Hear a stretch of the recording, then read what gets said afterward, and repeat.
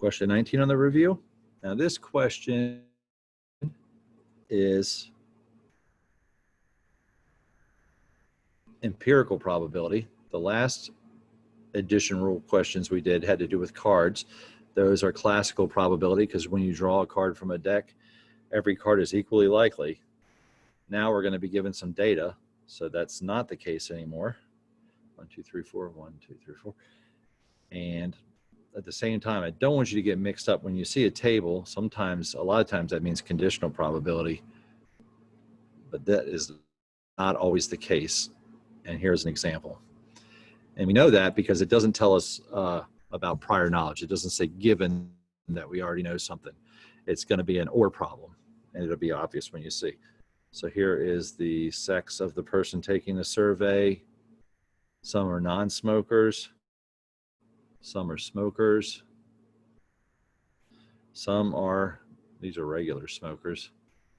These are heavy smokers. Don't have so many heavy smokers today. They're probably mostly dead. But back in the day, I knew people that would smoke 3 or 4 packs of cigarettes a day. It's not easy to do. They did it. Let's see. They were either, and for our purposes, we're just looking at these two, man, woman, and total. There were 135 non-smoking men.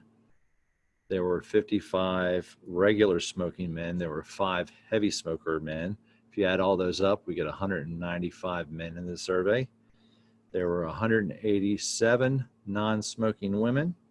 There were 21 regular smoking women, and there were 15 heavy smoking women, for a total of 223 women in the survey. If we add down the total of non-smokers, 322, that's adding down this way. This one would be 76. Adding these two down, we get 20, and then total people in the survey, 418, and you get that whether you add this way or that way. The question asks, what's the probability of a man or a non-smoker? Choosing one person from at random, what's the probability that that person is a man or a non-smoker? And we know from our previous problems that that is the probability of being a man, according to this data, not classically, because the probability classically would be 1/2. And empirically, I think worldwide, it's really close to 1/2. I think the probability of being born female is slightly higher.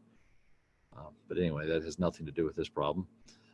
The probability of being a man plus the probability of being a non-smoker minus any that we may have counted twice, which would be the people that are both man and non-smokers at the same time. All right, the probability of being a man. Probability of being a man. Let's see, there are 418 people in this survey, so it's out of 418. That's the numerator, the denominator. How many total men are in this survey? Let's see, we find that right here. 195 men in the survey. The probability of being a non-smoker, right there. There are still 418 people in this survey. How many non-smokers do we have? We have this many non-smokers. 322 non-smokers. Now, how many did we count twice? We counted some people that were both in the man category and in the non-smoker category. We counted them twice, so we got to figure out how many that is. Those were the people that were both men and non-smokers at the same time. Where do we find our male non-smokers here? We find them right here. There were 135 males that were non-smokers. They were counted both in the male category and the non-smoker category, so we have to subtract them out one time to even things back out. And this is what we get. And give me a second here. I'll do a little of the calculator work. 195 plus 322 minus 135. I get 382 out of the 418.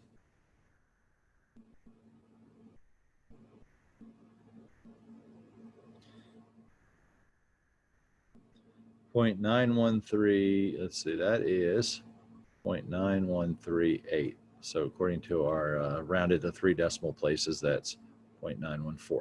So you have a 0.914 probability of when you select someone at random, you will get somebody that's a male or a non-smoker.